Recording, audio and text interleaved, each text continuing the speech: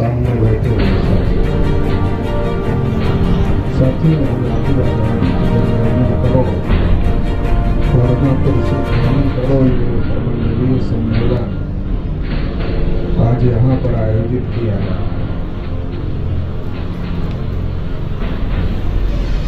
जाति आधारित जनगणना को लेकर एक लंबे समय से हम लोग कोशिश कर रहे हैं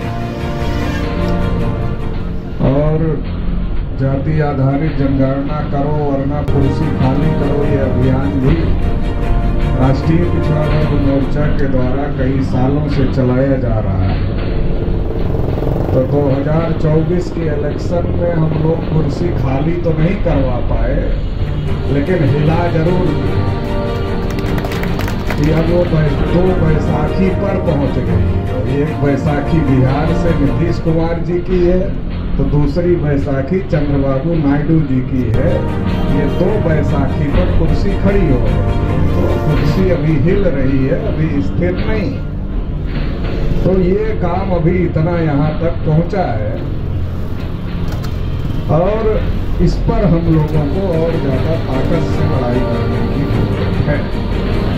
हम लोगों ने कोशिश किया तो ये मुद्दा नेशनल इशू बना और नेशनल इशू बना तो बिहार में जाति आधारित सर्वे बिहार सरकार में जब तेजस्वी जी और नीतीश कुमार जी की मिलीजुली सरकार थी तो बिहार में जाति आधारित सर्वे हुआ और रिजर्वेशन भी 50% से बढ़ाकर 65% कर दिया। कल हाई कोर्ट का फैसला आया कि 50% से ज्यादा रिजर्वेशन नहीं हो सकता और उसको रद्द कर दिया। जो बिहार सरकार ने जो बिहार में पिछड़ा SC/ST का जो आरक्षण बढ़ाकर 65% किया था तो उसको भी हाई कोर्ट ने रद्द कर दिया। तो रद्द कर दिया तो कोई बात नहीं, अभी तो बैसाखी की सरकार।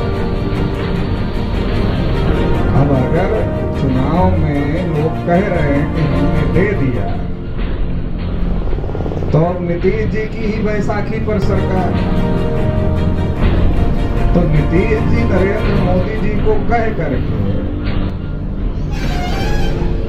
इसको 9वीं अनुसूची में डलवा दे तो ये न्यायिक हस्तक्षेप से मुक्त हो जाएगा। जो बिहार का आरक्षण है वो जब 9वीं अनुसूची में चला जाएगा तो न्यायिक हस्तक्षेप से मुक्त हो जाएगा।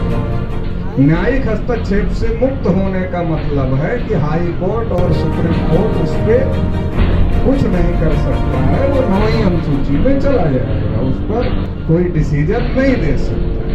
तो ये आरक्षण परमानेंट हो जाए। और दूसरा, जाति आधारित जनगणना देश भर में होनी चाहिए और संख्या के अनुपात में सबको हिस्सेदारी मिलनी चाहिए। बिहार में बढ़ाया गया मगर थोड़ा कंजूसी हो गई, तो वो जो कंजूसी हो गई बढ़ाने में उसको जिसकी जितनी संख्या भारी उसकी उतनी हिस्सेदारी, तब न ईमानदारी से सबको सबका हक मिलेगा। तो अभी वो बिहार में भी नहीं हुआ क्योंकि 63 पॉइंट कुछ % तो बिहार में ही OBC और पिछड़ा और पिछड़ा मिला करके, तो उतना तो अभी बिहार में भी नहीं मिला। तो इसलिए इस लड़ाई को अभी लड़ने की जरूरत है, इस लड़ाई को मजबूत करने की जरूरत है। और अगर ये काम केंद्र सरकार नीतीश जी के कहने पर नहीं कर रही है तो फिर सरकार को समर्थन देने का क्या मतलब है? अगर अपने समाज की लड़ाई नहीं लड़ सकते हैं केंद्र सरकार में रहकर, जो खुद मुख्यमंत्री रहकर जो अधिकार दिया वो अधिकार बचा नहीं सकते हैं केंद्र सरकार में रहकर, तो फिर तो ऐसी केंद्र सरकार को लात मार देना चाहिए। और अगर ऐसा नहीं होता है तो राष्ट्रीय पिछड़ा वर्ग मोर्चा इसके खिलाफ पूरे देश भर में आंदोलन की तैयारी कर रहा है और आने वाले समय में हम लोग पूरे देश भर में आंदोलन करने का काम करेंगे, क्योंकि हमारे पास तो आंदोलन का ही रास्ता है। डॉक्टर राम मनोहर लोहिया कहते थे कि जब संसद आवारा हो जाए तो सड़कें सुनी नहीं रहेंगी। लड़ाई सड़कों पर होनी चाहिए और जिंदा कौमें 5 साल तक इंतजार नहीं करती। तो इसलिए हम लोगों को लड़ाई की तैयारी जारी रखना होगा। राष्ट्रीय पिछड़ा वर्ग मोर्चा के द्वारा देश भर में ये कोशिश चल रही है कि पिछड़े वर्ग के लोगों का राष्ट्रीय स्तर का संगठन खड़ा किया जाए। देश में पिछड़े और अति पिछड़े वर्ग के लोगों का कोई राष्ट्रीय स्तर का संगठन नहीं है और राष्ट्रीय स्तर का संगठन ना होने की वजह से पिछड़े और अति पिछड़े वर्ग के लोग दिशाहीन लोग और जो दिशाहीन लोग हैं उनको कोई दिशा ही नहीं है,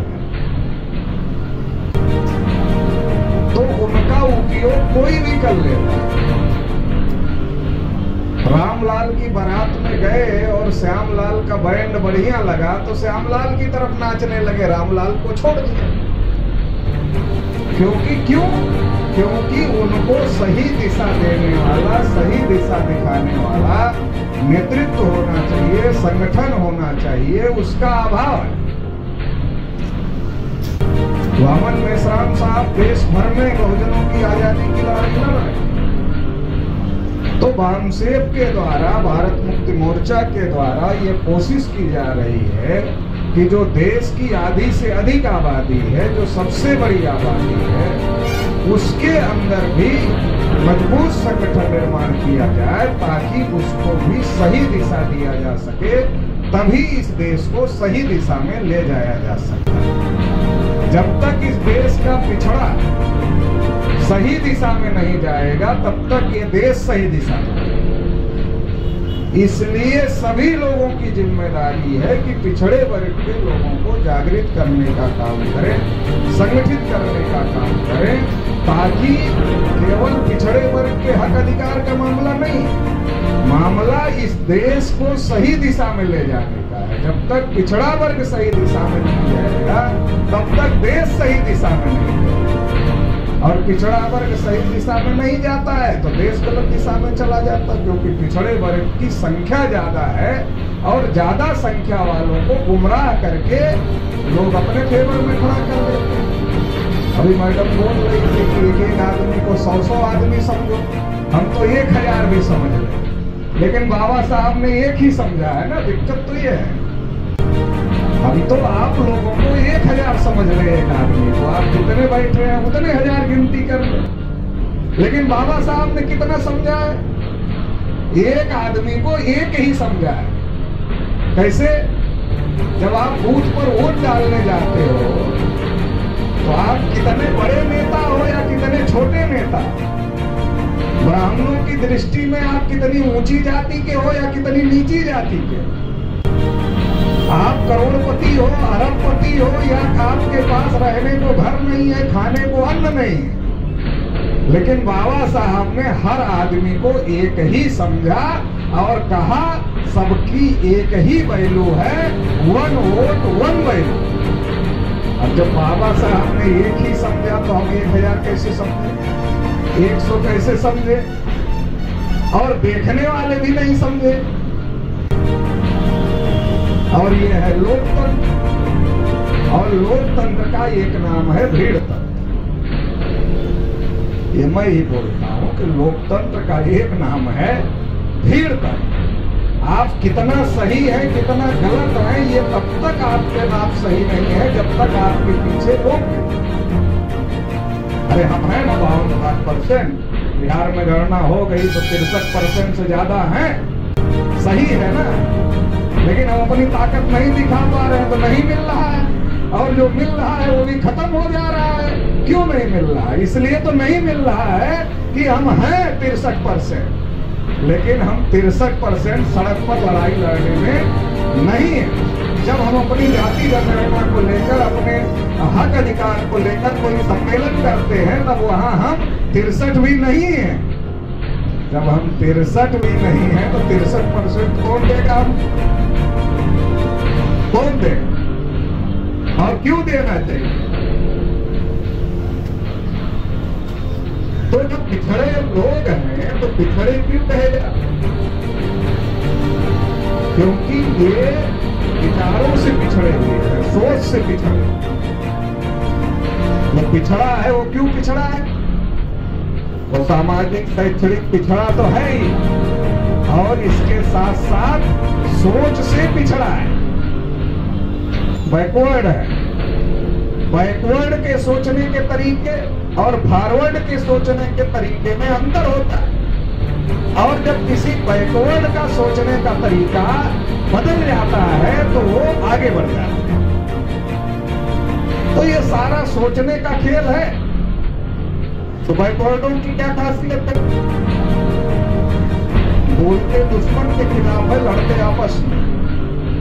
बैकवर्डों की क्या खासियत है जानते हैं? बोलते दुश्मनों के खिलाफ और लड़ते आपस में। बोलते दुश्मन के खिलाफ है, लड़ते आपस में हैं। फायदा किसको? फायदा तो उसको होगा ना। तो बोलना दुश्मन के खिलाफ है, लड़ना आपस में है, तो फायदा दुश्मन को करवाना है। कभी भी हमको फायदा नहीं हो सकता है। तो ये बात हम लोगों को सोचने समझने की जरूरत है। यहाँ जितने लोग बैठे हैं 90-99% पुराने लोग हैं। अगर ये पुराने लोग अपने साथ 2-2 आदमी लेकर आ जाते तो यहाँ जगह नहीं बचती भाई, आप लोग पता तो बचती। 2-2 लेके आ जाते तो बचती। तो मुर्दा आदमी कितना ढूंढता है? मुर्दा कितना ढूंढता है? 4 तो कंधा देने के लिए। अब दूर जाना है लेकर के तो एक ही आदमी थोड़ी पहुंचा देता है, आखिरी तक बदलना पड़ता है बीच बीच में। तो और भी लगते हैं, फिर पीछे चलने वाले लोग भी लगते हैं। लेकिन कम से कम ये माना जाता है कि मुर्दा आदमी 4 आदमी को साथ लेकर चलता है। तो हम लोग तो जिंदा आदमी, तो जिंदा क्या 4-4 को लेकर आए? मुर्दा 4 लेकर चलता है, तो क्या जिंदा लोग 4-4 को लेकर आए? तो जब जिंदा 4-4 को लेकर नहीं आएंगे तो समाज हमारा है बहुत बड़ा। पिछड़ा मिला के 63% से ज्यादा है। अगर उसके साथ SC/ST माइनॉरिटी को जोड़ दो तो 90% है। इसलिए तो जगदेव प्रसाद जी कहते थे कि 100 में 90 शोषित है, 90 भाग हमारा है। धन धरती और राजपाट में 90 भाग हमारा है। दोस्तों ने ललकारा है 90 भाग हमारा है। 10 का शासन 90 पर नहीं चलेगा, नहीं चलेगा। पहली पीढ़ी के लोग मारे जाएंगे, दूसरी पीढ़ी के लोग जेल जाएंगे और तीसरी पीढ़ी के लोग राज करेंगे। तो जगदेव बाबू मारे गए। ये ताली बजाने का मामला, जगदेव बाबू मारे गए, हम जागते हैं। तो हमें तो जागना चाहिए। उनकी शहादत से हमें कुछ तो सीखना चाहिए। तो हम 90%, लेकिन 90% कहाँ है? समाज हमारा 90% है। अगर मुल्ली की गिनती होगी कि OBC SC/ST माइनॉरिटी में कितने लोग हैं तो 90% मुल्ली। लेकिन फिर ये पूछो कि ये 90% लोगों में कितने लोगों का दिमाग 90% वाला है, विचार 90% वाला कितने लोगों का है? जब ये दूसरा सवाल करो तब संख्या घट जाती। 90% है, लेकिन 90% वालों का दिमाग भी तो 90% वाला होना चाहिए, वो है नहीं। तो बूथ पर जाता है, बटन दबाता है, तो बटन किसकी दबाता है? जिसका दिमाग बोलता है। और दिमाग 90% वाला है नहीं तो बटन 90% की तरफ आएगी, 10% वाले की तरफ जाएगी। किसकी तरफ जाएगी? तो राज किसका आएगा? तो है तो 90, तो राज किसका आएगा? 10% वालों का आएगा ना। तो इसका मतलब क्या है कि 90% है ये कहने से काम नहीं चलेगा। 90% दिमाग से लोगों का बनाना पड़ेगा।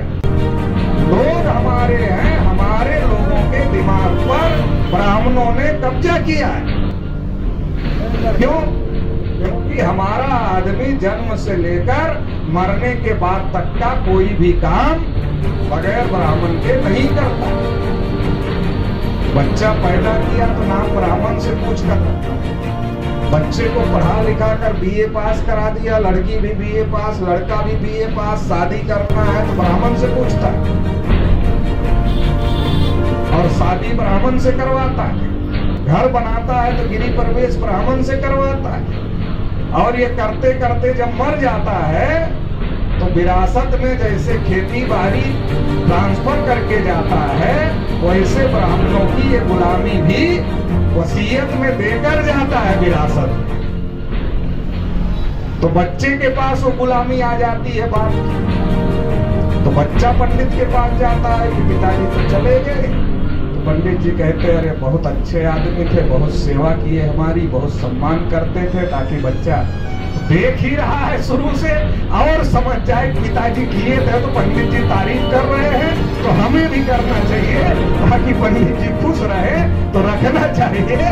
तो पंडित जी उसको खुश करते थोड़ी देर पिताजी की तारीफ करके, और फिर बताते हैं कि आत्मा भटक है। क्योंकि अगर ये कह दें कि पिताजी की आत्मा शांत हो गई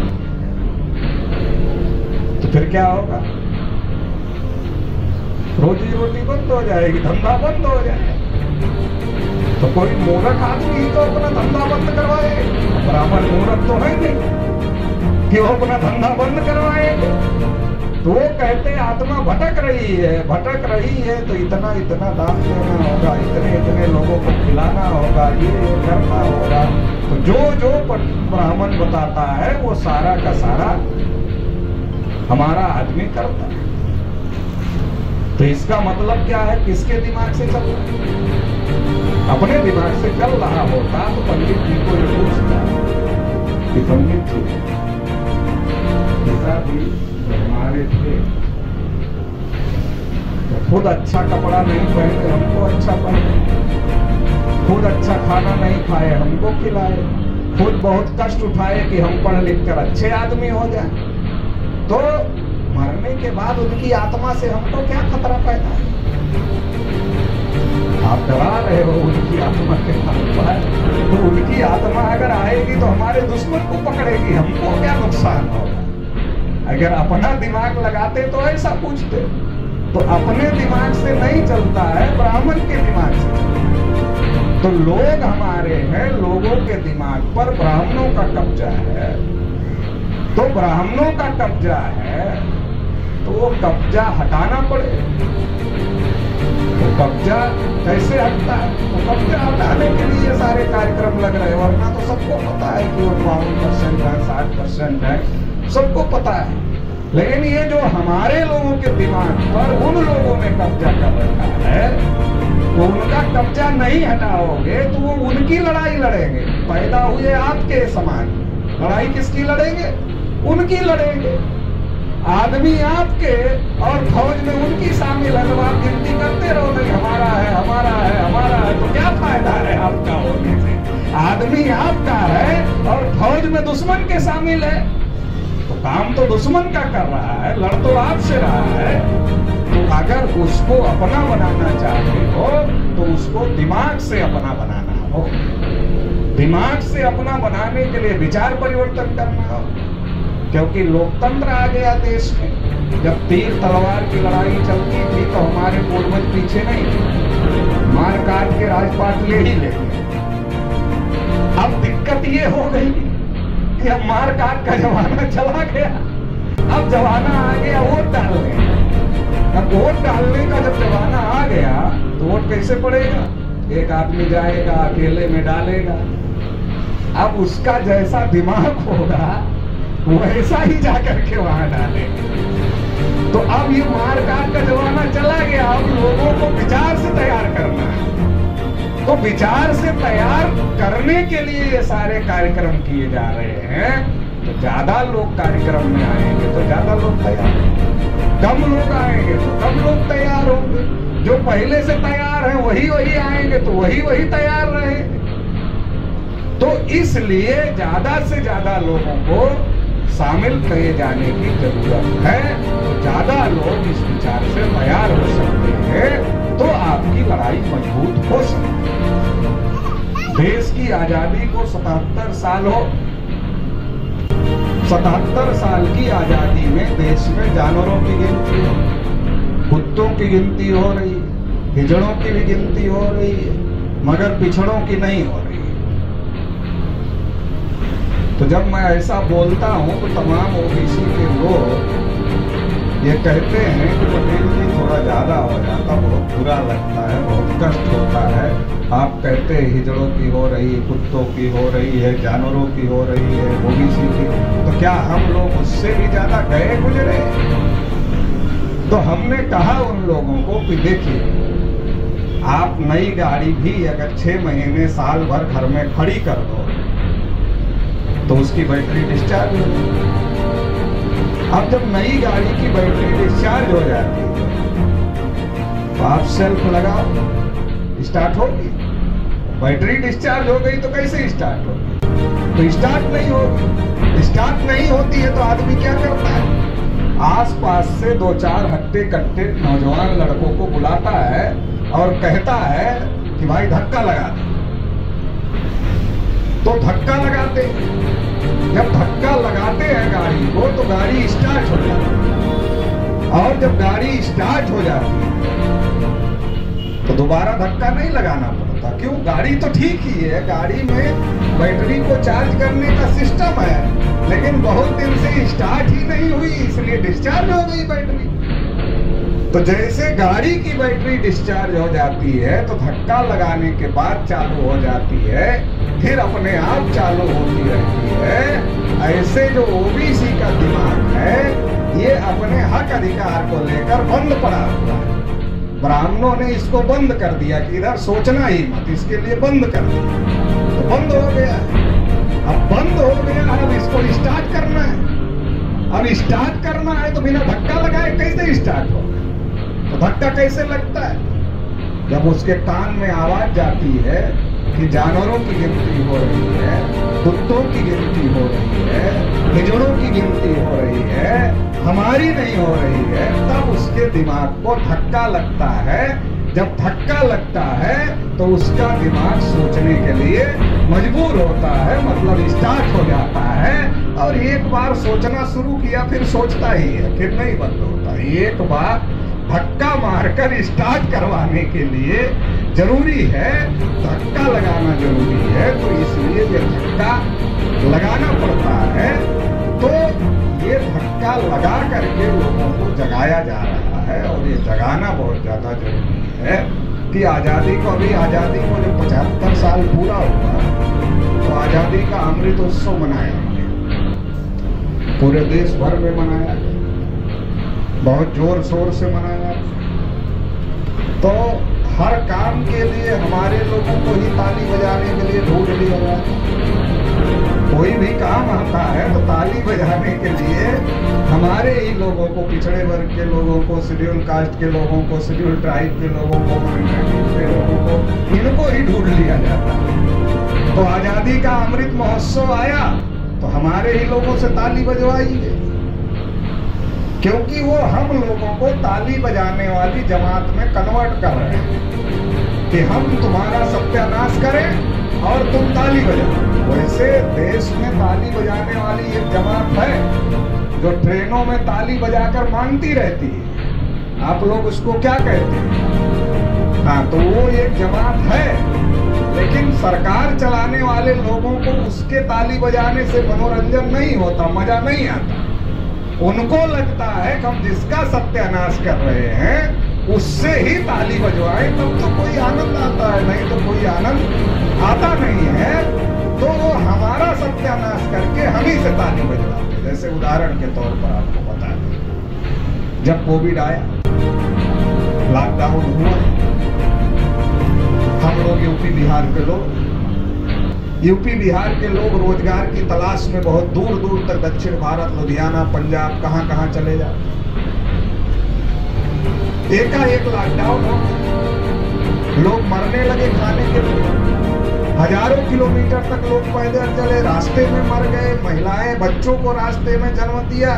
मतलब इतना ज्यादा कि ये ऐसा कभी सोचा ही कोई नहीं रहा होगा कि इतना भी खराब दिन आ जाए, ऐसा किसी ने सोचा नहीं था। इसके बाद ऐलान हुआ कि कोरोना भगाना है, ताली और थाली बजाना है। और तो इतने जो भक्ति कुंभ का मतलब दिमाग ही कुंभ कर दिया, भक्ति कुल नहीं किया, दिमाग कुल कर दिया कि उधर सोचो ही मत, जो हम तुम्हारे ऊपर अन्याय अत्याचार कर रहे हैं वो मत सोचो, ताली और थाली बजाओ। और खूब बजाया लोगों। तो उन्होंने टेस्ट कर लिया कि देखो कितने बड़े मूर्ख हैं, इनके ऊपर हम लोग अभी राज कर सकते हैं, कोई परेशानी की बात नहीं है, अभी हम राज कर सकते हैं। ऐसे ही जब आजादी का 75 साल पूरा हुआ तो हमारे लोग खूब घूमे। तो उसमें से कुछ लोगों को हमने पूछा, अरे भाई ये आजादी का अमृतोत्सव मना रहे हो तो इसका कुछ मतलब समझ में आता है? कहा मतलब तो नहीं समझ में आता है।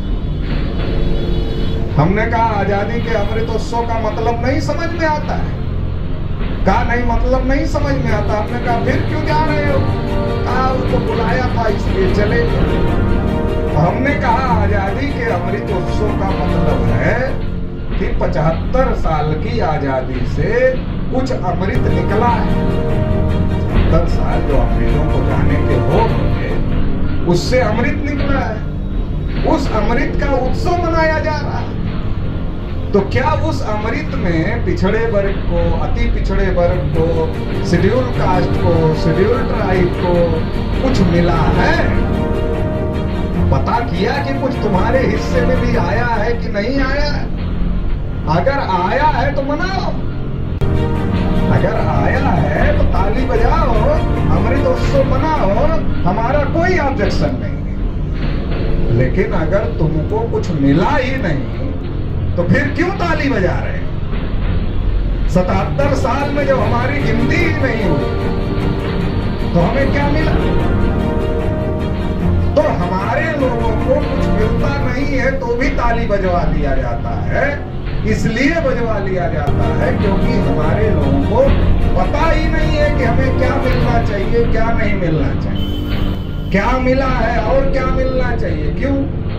क्योंकि जो हमको मिलना चाहिए वो मुद्दा नहीं होता। हम तो पूरे देश दुनिया का ठेका लिए ना। यूक्रेन का युद्ध कौन रुकवा दिया? वो ठेका हमारे पास में है। पाकिस्तान में बम किसने फेंकवा दिया? वो ठेका हमारे पास में है। मंदिर कौन बनवा रहा है? वो ठेका हमारे पास में है। पूरी दुनिया में घंटा कौन बजा रहा है? वो ठेका हमारे पास में है। इसी पर तो हमारा समाज वोट करता है।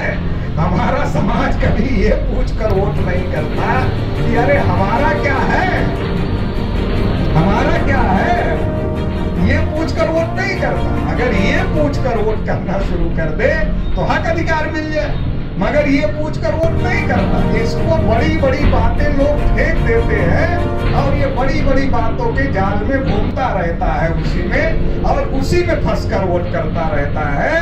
अपने हक अधिकार की बात इसको कोई समझाता नहीं है, ना ये समझता है और ना उसके आधार पर लड़ाई लड़ने का काम करता है। तो ये बहुत बड़ी समस्या हमारे समाज की है कि हमारा समाज अपने हक अधिकार के बारे में नहीं जानता। इसके अंदर जाति चेतना है, इसके अंदर धार्मिक चेतना है, लेकिन इसके अंदर अपने हक अधिकार को लेकर चेतना नहीं।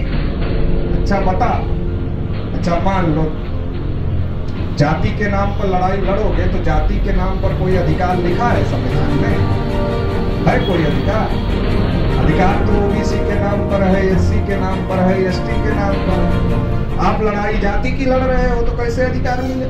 नहीं मिले। जाति का एक नेता आता है दिल्ली से, कहता देखो गाड़ी लेकर आता है, पुलिस वालों की सिक्योरिटी साथ में लेकर आता है, अपनी जाति के मोहल्ले में जाता है, जाति वाला देखता है दिल्ली से आया है, इतनी पुलिस सिक्योरिटी साथ में आई है, इतनी गाड़ी साथ में आई है, बड़ा नेता मालूम पड़ता है। तो बिरादरी वाले गांव के खुश हो जाते हैं कि बड़ा नेता दिल्ली से आया है।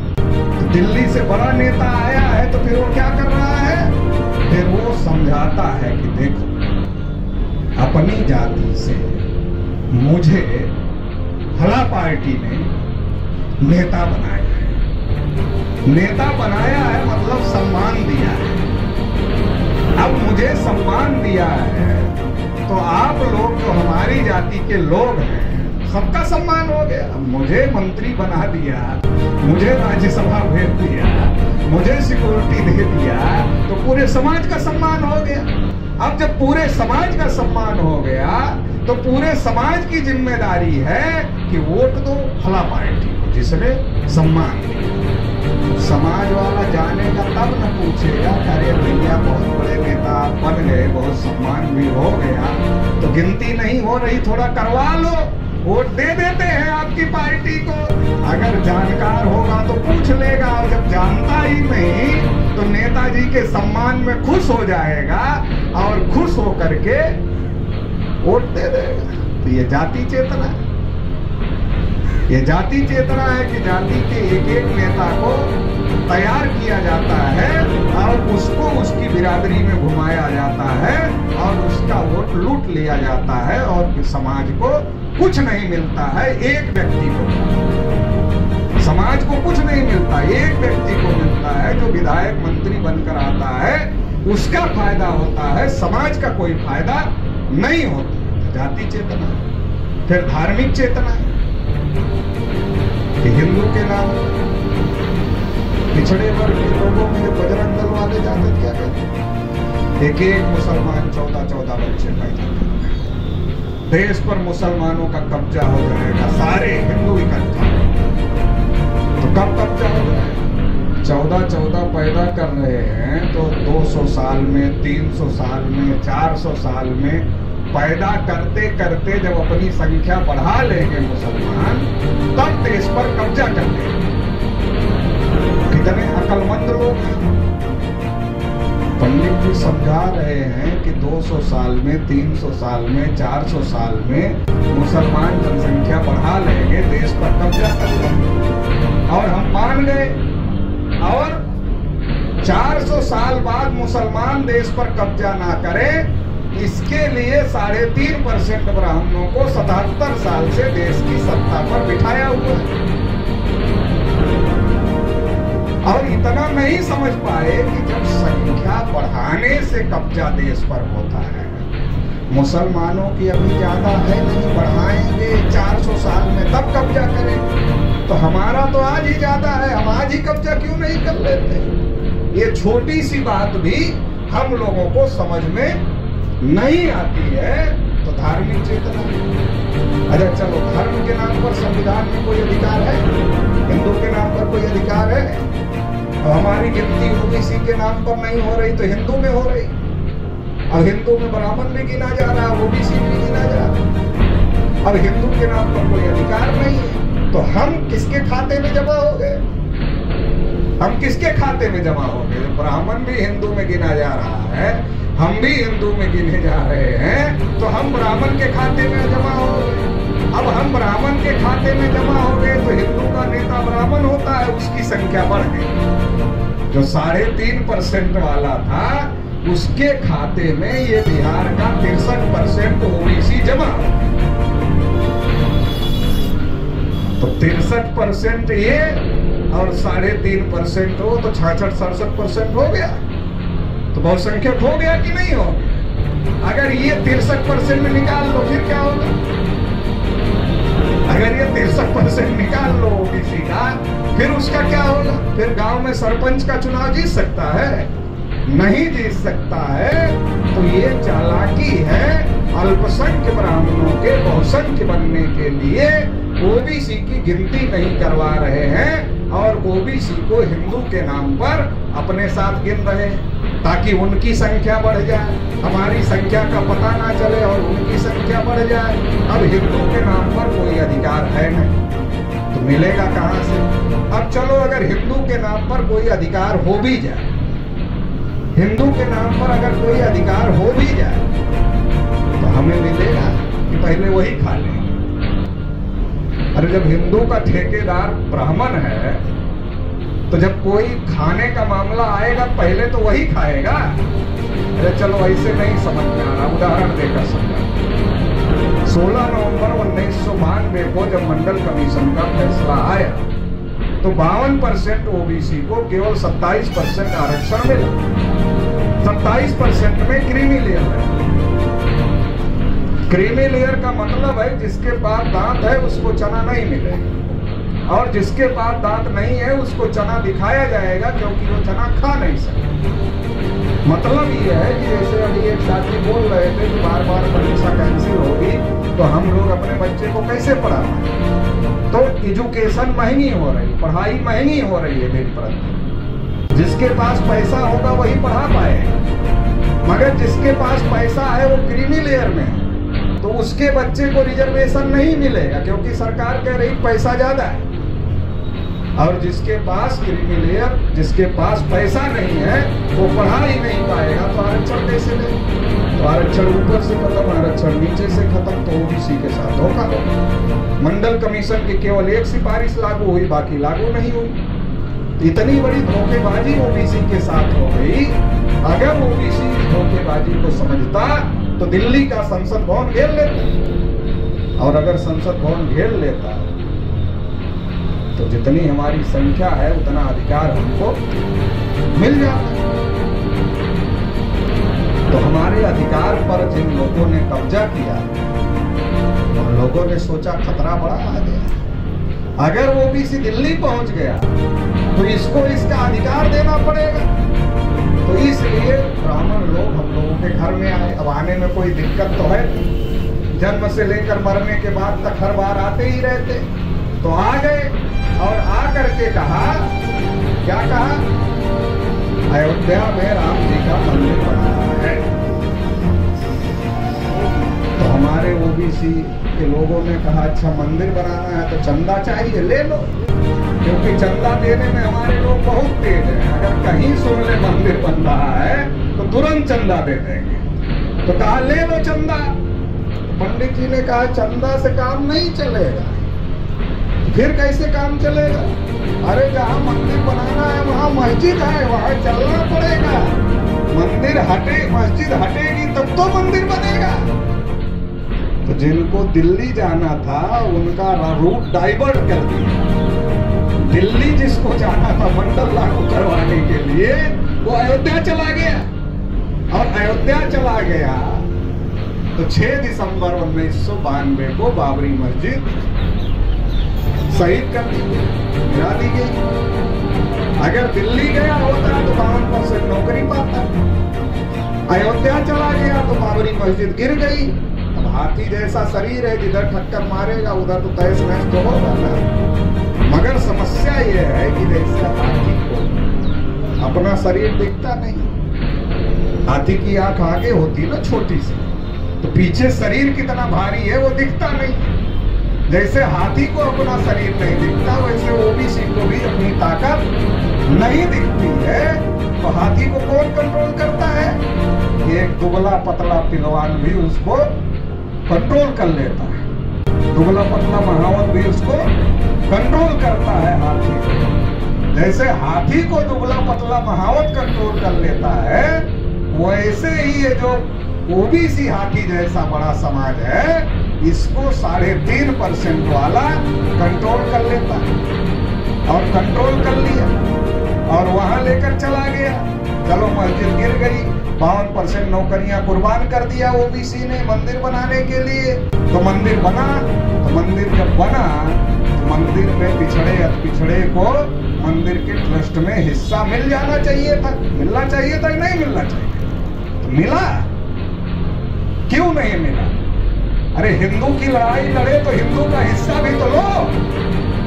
अरे हिंदू का लड़ाई लड़े, हमें बहुत लोग मिलते हैं वो गिराने गए थे तो वहां से ईंट लेकर आए थे, अभी भी अपने घर में रखे हुए।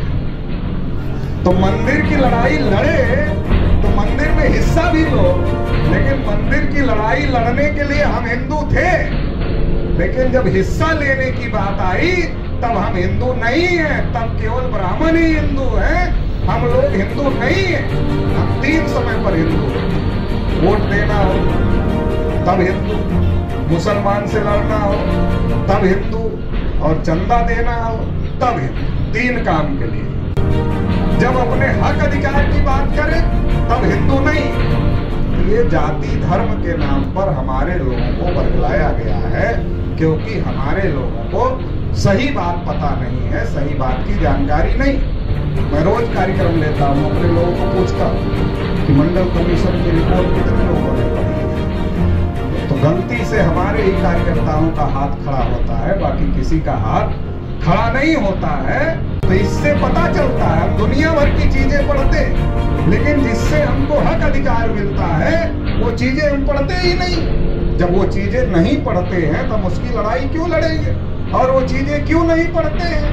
क्योंकि उसकी चेतना हमारे पास नहीं है, उसकी जागृति हमारे समाज के पास में नहीं है। वो जागृति कौन पैदा करेगा? वो जागृति पैदा करने का काम हम ही लोगों का है। अगर हम लोग जागृति पैदा कर दे तो ये लड़ाई मजबूत किया जा सकता है। अगर समाज हमारा है, समाज को हम जागृत कर दे तो समाज हमारे साथ खड़ा हो सकता है, और खड़ा ही करना है। इससे ज्यादा कुछ, खड़ा ही हो गया तो लड़ाई जीत गई। कुछ लड़ना नहीं है, आपका समाज आपके साथ खड़ा हो जाए, आप लड़ाई जीत गए। इतना ही करना है, ज्यादा कुछ बड़ा काम नहीं करना है। ये खड़ा करने के लिए आपको मेहनत करनी है, अपने लोगों को अपने साथ खड़ा करने के लिए आपको मेहनत करनी है। लोग हमारे हैं, हमारे दुश्मनों के साथ हैं तो दुश्मन मजबूत है। हमारे लोग हमारे साथ खड़े हो जाएंगे तो हम मजबूत हो जाएंगे, हमारा समाज मजबूत हो जाएगा। और केवल मजबूत नहीं हो जाएगा, इस देश का शासक बनेगा। जैसे उदाहरण के तौर पर अगर मैं आपको पूछूं कि आजादी के 75 साल एक भी शेड्यूल कास्ट की पार्टी का नाम बताओ जिसने केंद्र सरकार चलाने का काम किया। चलाया किसी शेड्यूल कास्ट की पार्टी? दूसरा सवाल, एक भी आदिवासी का पार्टी का नाम बताओ जिसने केंद्र सरकार चलाया है कोई पार्टी?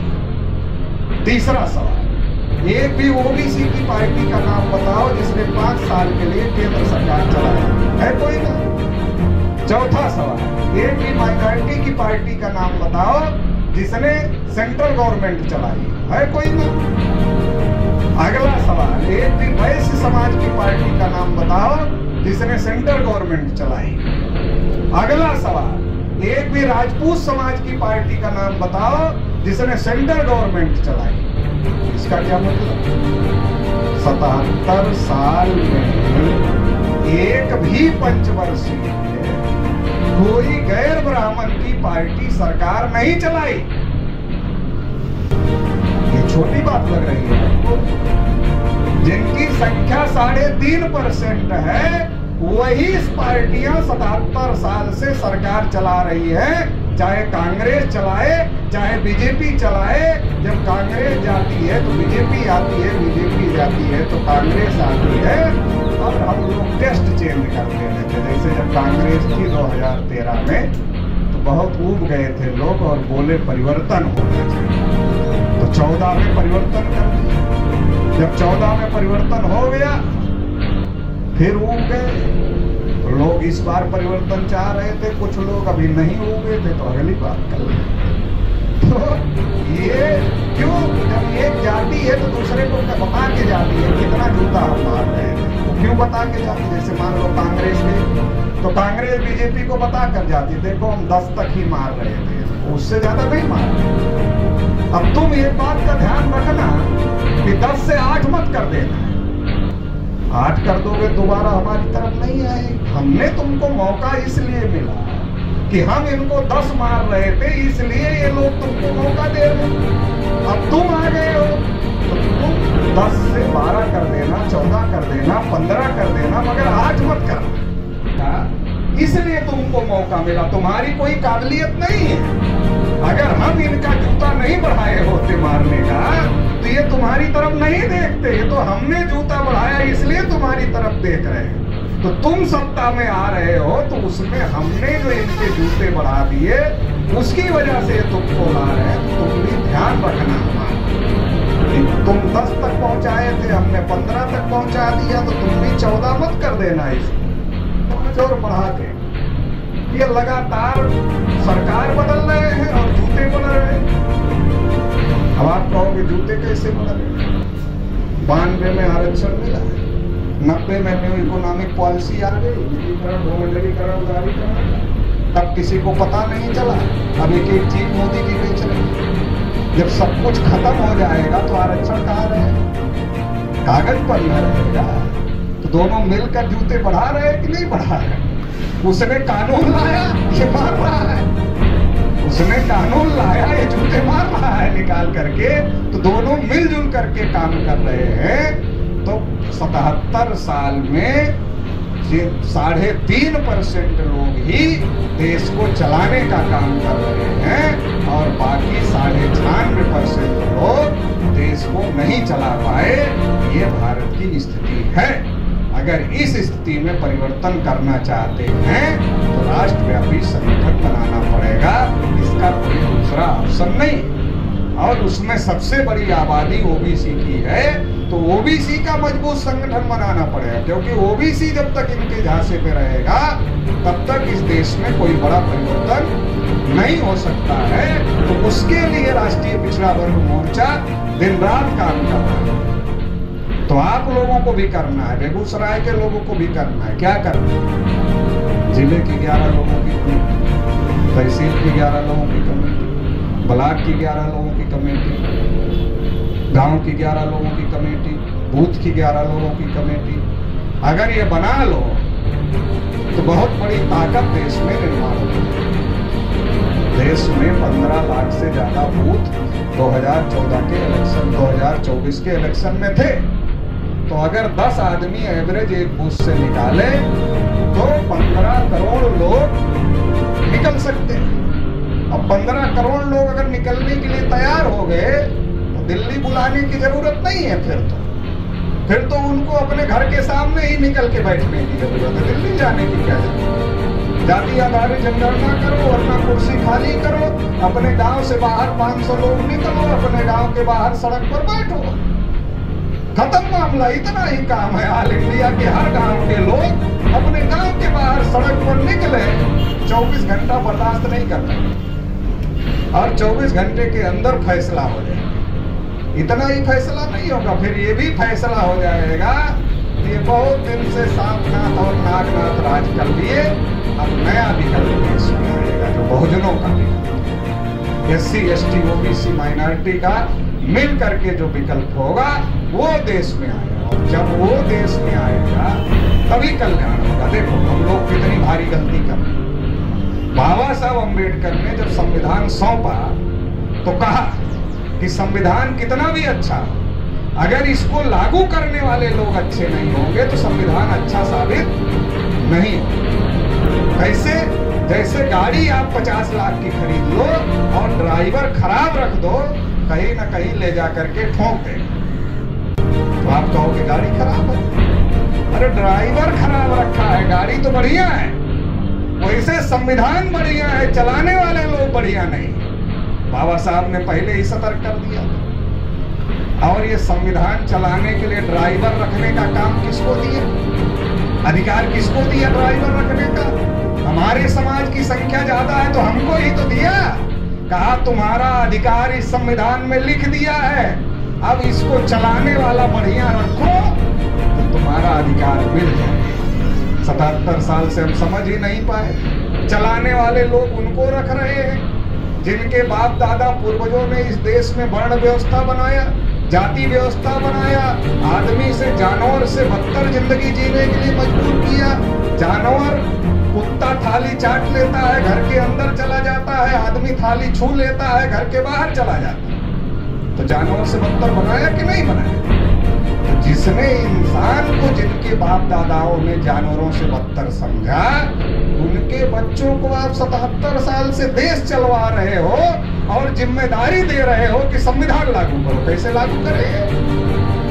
अरे संविधान कहता सब बराबर है और उनके बाप दादा लिख के गए कि हम तो मुंह से पैदा हुए सबसे बड़े हैं, सबसे ऊपर है, सबसे श्रेष्ठ है। अरे जिसके दिमाग में ही ये भर दिया गया गोबर कि हम मुंह से पैदा हुए सबसे ज्यादा श्रेष्ठ है, वो कभी बराबरी की चीज लागू कर सकता है, वो कभी संविधान लागू कर सकता है। इसलिए 77 साल में संविधान लागू नहीं हुआ और हम लोगों को हमारे हक अधिकार नहीं मिल रहे हैं। और केवल एक जगह ये लोग नहीं बैठे हैं सरकार में यही बैठे।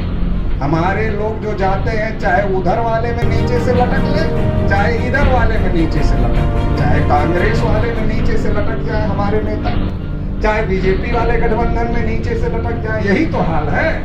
इससे ज्यादा तो नहीं है। अब जब इससे ज्यादा नहीं है तो फैसले वही कर रहे हैं, और फैसले वही कर रहे हैं तो आपका हक भी आपको 77 साल में नहीं मिला।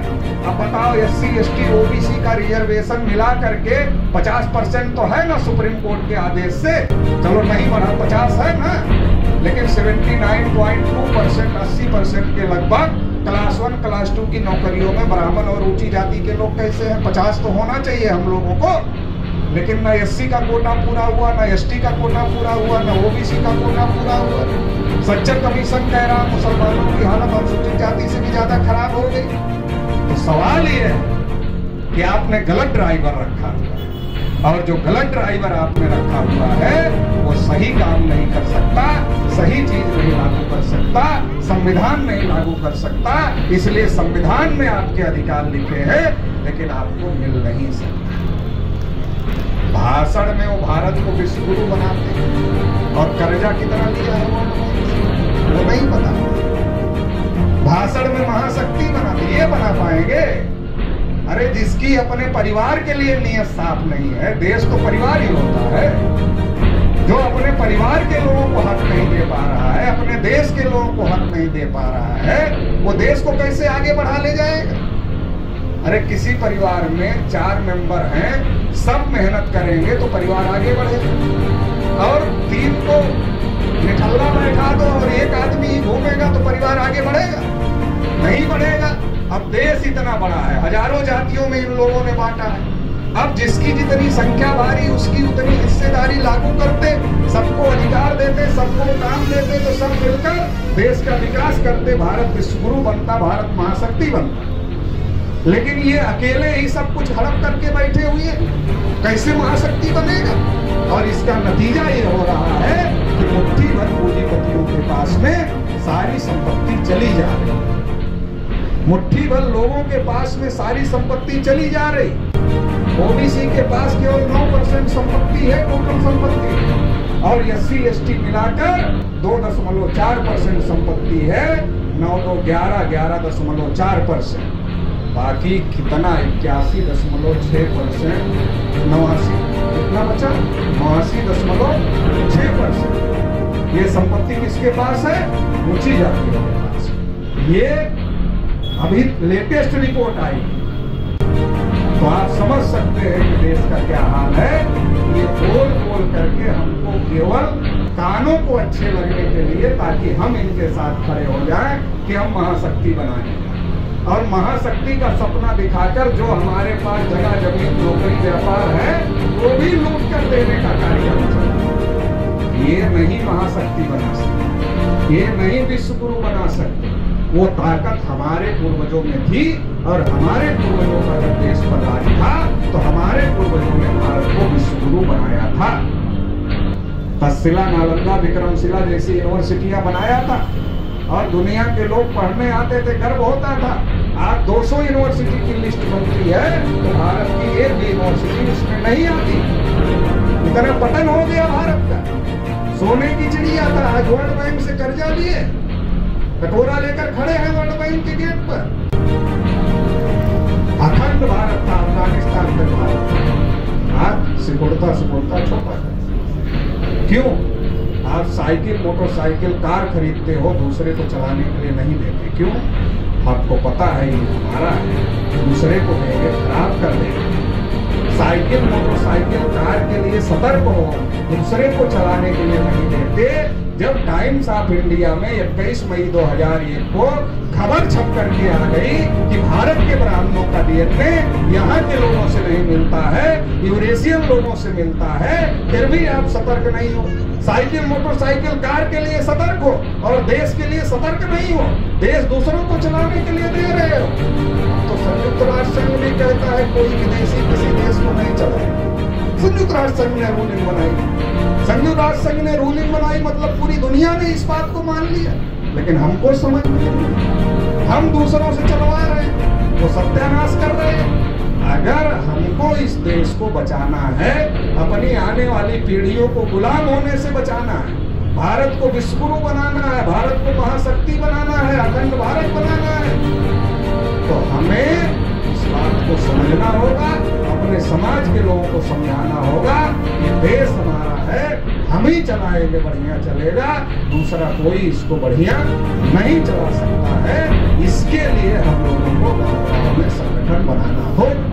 देखो हम लोग कितने भी ज्ञानी हो जाए, वोट जब पड़ेगा तो एक ही रहे, ये ध्यान रखो। कितने भी ज्ञानी हो जाए, वोट जब पड़ेगा तो एक ही रहे। और आपका समाज अगर जाहिल रहेगा तो उसका उपयोग दुश्मन कर लेगा। इसलिए अपने समाज को जागृत करिए, संगठित करिए। संगठित शक्ति के साथ में जब हम लोग लड़ाई लड़ेंगे तो ये लड़ाई कामयाब होगी। तो इसलिए आप लोगों से आशा है, अपेक्षा है कि बेगूसराय के हर गांव में, हर बूथ तक आप लोग संगठन बनाने का काम करेंगे। इसी आशा उम्मीद के साथ आप लोगों ने मुझे सुना, इसके लिए आभार, धन्यवाद।